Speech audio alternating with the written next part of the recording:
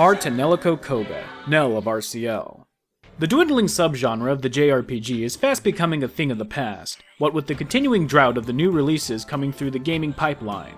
RCL is one of the few releases that we have gotten here in the States, having made the localization rounds and arriving on store shelves on March 15th of the PlayStation 3.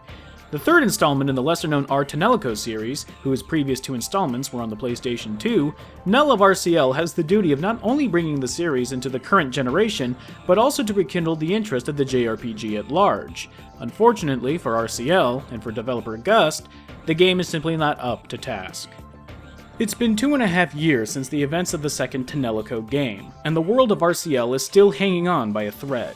The magical beings of Clostania, known as the Raventails, have come to curb the human population in an attempt to keep them from ruining what's left of the world.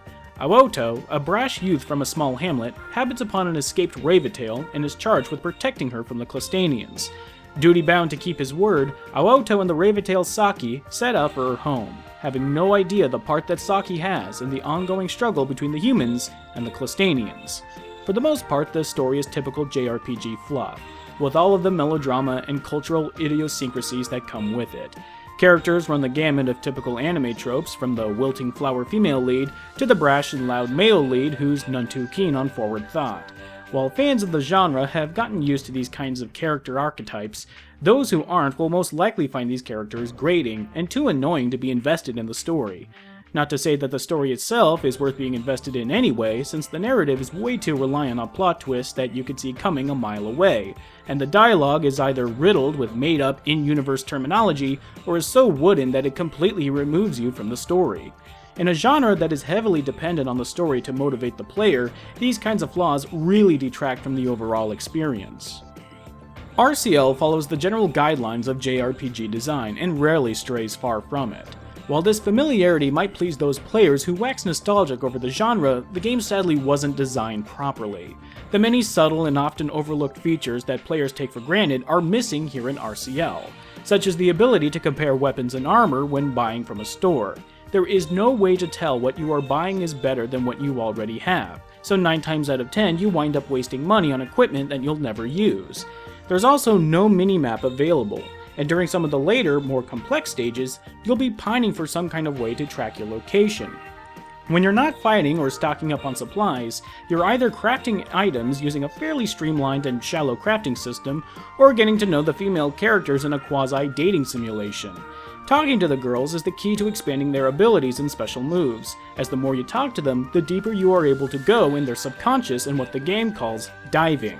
This mode operates like a visual novel, where you are led by the nose along a linear path of events, spending points that you gain in battle to progress, and eventually move on to the next level. You'll spend an exorbitant amount of time in this mode, mainly clicking through text and occasionally making decisions that will keep you in the game or kick you out, forcing you to start over. Combat itself doesn't fare much better either, and suffers greatly because of the game's design flaws.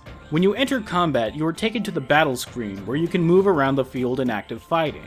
You can either attack 3 times in a row for a combo, or you can stay your ground, halving the damage you take by defending. The point of combat is to time your attacks when the wavelengths of the music playing is at its peak, thus providing more damage and prompting one of the heroines to purge a layer of clothing and thus unlocking more powerful special attacks. Disregarding the uncomfortable nature of having underage girls stripped down to their underwear during combat, the mechanics of the system are in complete opposites of each other. Trying to create rhythm out of something as non-rhythmic as freeform combat is a design oxymoron. Because of the many variables that can happen in combat, not to mention the fact that the music can change mid-fight, thus changing the location of the peak wavelengths, this is the equivalent of trying to play a piece of music using a metronome that erratically changes time signatures mid-song. It's possible to hit those wavelengths, but it's based off of luck more than skill. Even if this feature were able to work as intended, the base combat is still pretty uninspired and repetitive. However, you are able to customize some areas of combat, using interchangeable power-ups that you gain from diving into the heroines, and even change the heroine's appearance, which affects the special moves that are available to them in combat.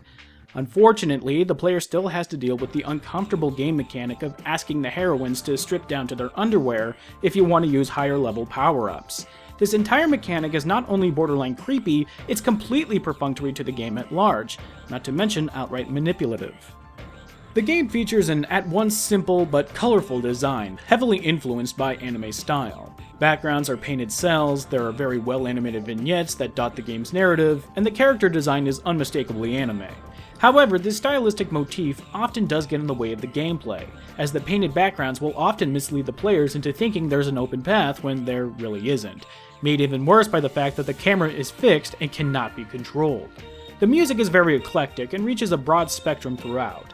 While some pieces prove to be nothing more than pure ear poison, there are more than a few songs that will prove to be memorable. Finally, voice acting features a who's who of recognizable anime voice actors, including Stephanie Sheh, Kyle Hebert, Johnny Young Bosch, Richard Epcar, and of course, Vic Mignogna. While all the actors try their hardest, there's just no salvaging this tired and often draining script. Yes! Oh yeah, do you mind if I call you Filulun from now on? Filulun? Yes! Filulun!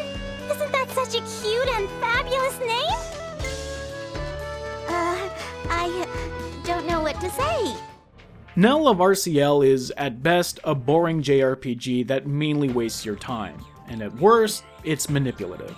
Even if you are a die-hard fan of JRPGs and are willing to be lenient with many of the game's transgressions, it's just not worth it. The game is poorly designed and thought out, and baits the player with images of the female characters in their underwear, which wouldn't have been so bad if the game hadn't decided to play it straight. In the end, it's just better to avoid this game altogether.